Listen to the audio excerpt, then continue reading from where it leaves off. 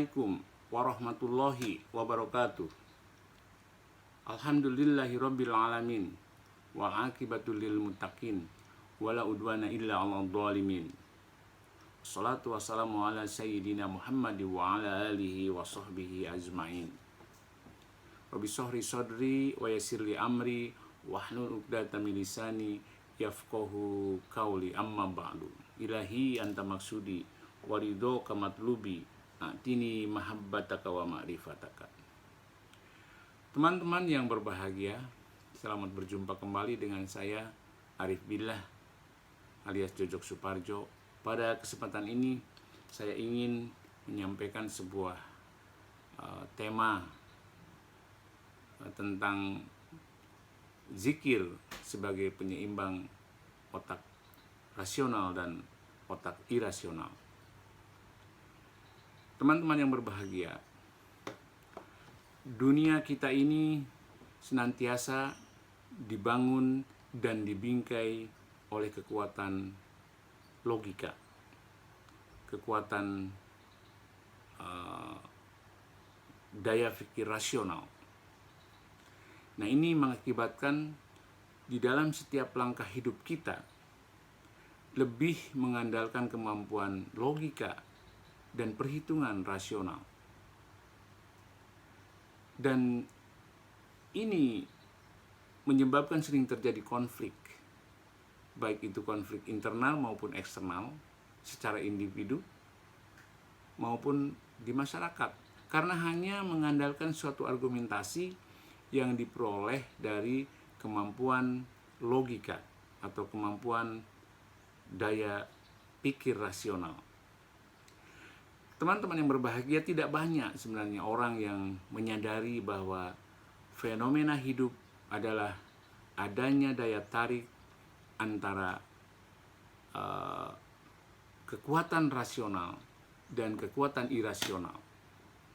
Nah, inilah yang perlu kita gugah, perlu kita ingatkan, perlu kita sadari bahwa ada kekuatan irasional sebagai penyeimbang kekuatan rasional sebagai manusia, sehingga kita sebagai manusia akan merasakan hidup lebih berkualitas. Saya mencoba, teman-teman, menggali atau kalau menganalisis terlalu keren lah, mencari bagaimana kecenderungan sifat manusia.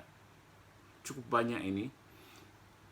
Yang pertama, lebih sering dan lebih mudah menyalahkan atau blaming terhadap sesuatu yang ada di luar dirinya, baik itu kepada orang lain maupun kepada keadaan, manakala kita manusia tidak berhasil. Dan ketika secara tidak sadar kita sebagai korban atau victim di dalam sebuah peristiwa.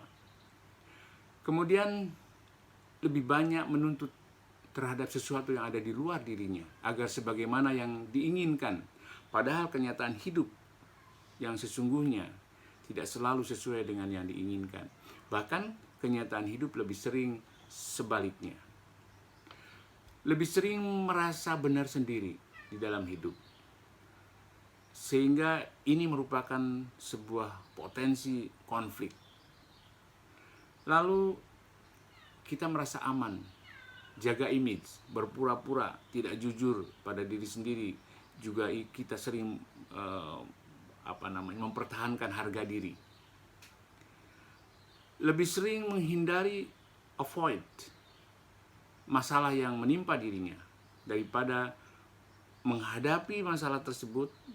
Dan kita ini lebih banyak berkeinginan tanpa berbuat sesuatu apapun, nothing to do, maunya insan saja. Lalu lebih sering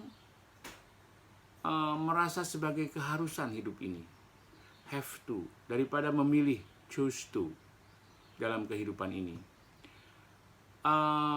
kita juga seringkali merasa trauma terhadap accident masa lalu. Kalau ada sesuatu kejadian di masa lalu yang membuat hati kita tidak nyaman, kita selalu ingat terus. Nah, ini harus di healing, harus dihapus ya. Lalu lebih merasa aman dengan yang sudah ada. Kita itu selalu merasa sudah berada di comfort zone. Daripada kita mencoba mengambil resiko, masuk ke dalam danger zones, lalu berkreasi, meningkatkan kualitas kehidupan. Dan kita ini sering sekali suka kalau dihargai, dihormati, dan diperhatikan. Ini yang paling berbahaya. Manusia itu sering peduli kepada diri sendiri, tidak peduli kepada orang lain, dan senang bila menjadi seorang taker daripada menjadi seorang giver. Kata pepatah, tangan yang di atas lebih baik daripada tangan yang di bawah. Dan kecenderungan lain adalah kita selalu menuntut untuk didengarkan daripada mendengarkan. Lebih mudah melihat sisi negatif orang lain daripada sisi positif orang lain. Lalu lebih sering melihat fenomena sebagai sesuatu yang memerlukan energi pikiran, padahal itu sebenarnya sangat sederhana sekali. Dan lebih berkeinginan memiliki sesuatu seperti yang dimiliki orang lain daripada mensyukuri sesuatu yang telah kita miliki atau yang ada. Teman-teman, manusia juga lebih suka menuntut orang lain mengerti lebih dulu tentang kita daripada kita mengerti lebih dulu tentang orang lain. Lebih mudah berputus asa dan menyerah pada suatu keadaan, atau menerimanya itu adalah sebagai takdir, sebagai nasib.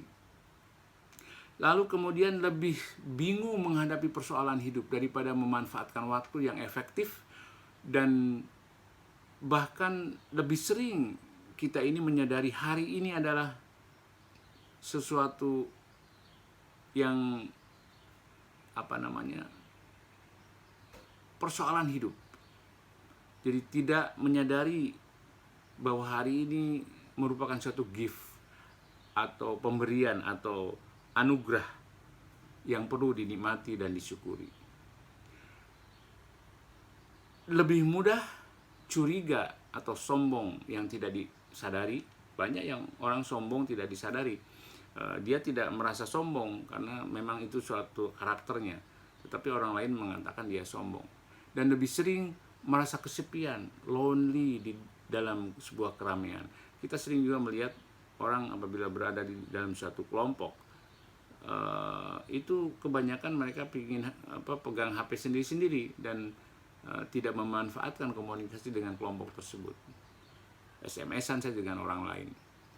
Nah, ini merasa lonely di dalam sebuah keramaian. Lebih mudah melihat orang lain sebagai pesaing yang mengancam. Ini sangat berbahaya di dalam dunia modern, daripada mereka mencari peluang-peluang untuk bekerja sama. Masih ada lagi bahwa manusia ini lebih mudah mengidentifikasi dirinya sebagai yang memiliki atribut dan peran-peran di dalam kehidupan ini daripada menjadi diri sendiri. Lalu lebih mudah melakukan perjalanan keluar, karena perjalanan keluar lebih tampak hasilnya, lebih realistis daripada melakukan perjalanan hidup ke dalam. Kemudian manusia ini lebih mudah mengambil simpulan suatu fakta yang belum ada. Fakta tapi belum ada, atau belum jelas lah, dan belum terjadi. Dia lebih banyak mendasarkan pada referensi masa-masa lalu yang dilakukan oleh orang tersebut, padahal semuanya sudah berubah. Kemudian lebih yakin bergantung pada predikat daripada bergantung pada jati dirinya. Nah, teman-teman yang dimuliakan Allah, sifat-sifat atau sikap maupun perilaku tersebut menunjukkan kecenderungan adanya ketidakseimbangan antara pemberdayaan otak rasional dan otak irasional. Jadi kalau kita bagi atau kelompokkan manusia ini, ada manusia yang melulu hidupnya menggunakan otak rasional, dan ada yang melulu dalam hidupnya itu menggunakan otak irasional. Nah, yang paling baik sebenarnya adalah kelompok ketiga, yaitu kelompok di mana orang-orang itu menggunakan keseimbangan antara otak rasional dan otak irasional. Ada pepatah, khairu umuri ausatuha, sebaik-baiknya perkara adalah yang di tengah-tengah. Teman-teman yang berbahagia, kalau kita kelompokkan tadi ada garis besarnya, ada dua manusia yang berdasarkan pada hidupnya ini melulu berdasarkan pada otak rasional, dan ada manusia yang melulu hidupnya itu berdasarkan pada otak irasional. Nah, otak rasional ini otak yang logis, objektif. Kemudian otak rasional itu otak yang sekuensial, linear, dan analitis, kualitatif. Sedangkan otak irasional itu intuitif, subjektif, acak, holistik, sintetis, dan percaya. Kepercayaan dibangun dari unsur-unsur pemikiran irasional. Jadi otak rasional ini adalah akal, dan otak irasional adalah qalbu. Nah, kalau di dalam agama mungkin otak rasional ini syariat, dan otak irasional ini hakikat. Teman-teman yang berbahagia, qalbu adalah antena ilahi, dikatakan begitu. Nah, sukses dalam kehidupan ini berawal dari kemampuan kita menangkap gelombang ilahiyah. Dan antena gelombang ilahiyah itu adalah qalbu. Ya. Dari hasil scanning otak irasional memberikan indikasi khusus bahwa kondisi ini banyak terdapat pada orang-orang yang melakukan zikir atau meditasi. Dalam Islam saya kira zikir. Ya. Kemudian dari produk otak irasional ini akan dikirim ke otak rasional. Kemudian otak rasional mentransfer gelombangnya menjadi aksi. Teman-teman yang berbahagia, kita ketahui bahwa gelombang otak ini terdiri dari beta, alfa, theta, dan delta. Posisi otak rasional dalam posisi gelombang beta. Frekuensinya kira-kira 14-26 Hz. Dan posisi otak irasional berada pada gelombang alfa. Frekuensinya kira-kira 8-13 Hz. Nah, untuk meningkatkan kemampuan otak irasional, maka kita harus melatih diri memposisikan gelombang otak pada posisi alfa. Nah, ini yang harus kita lakukan. Kita harus sering memvisualisasikan gelombang alfa ini. Dan perlu diingat bahwa gelombang alfa merupakan hasil kerja hati. Usaha mempertajam kemampuan berpikir irasional harus dilakukan dengan membersihkan hati, dan caranya adalah dengan berzikir kepada Allah. Visualisasi dan alfa ini atau gelombang alfa ini sangat penting, karena visualisasi adalah pemanfaatan gelombang alfa untuk meraih keinginan. Nah, Anda sebelum visualisasi perjelas kehendak atau azam, kemudian biasakan kita bercita-cita.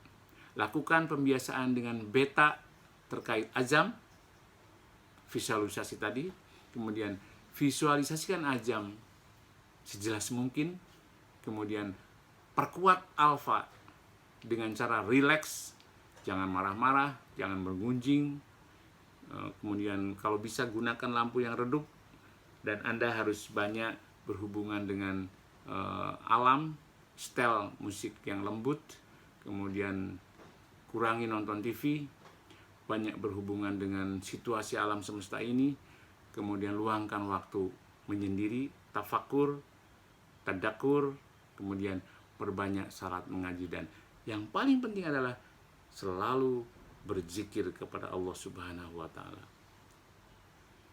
Nah, ini yang harus kita lakukan supaya kita bisa menyeimbangkan antara kemampuan logika atau kemampuan rasional dan kemampuan irasional. Tetap tersenyum.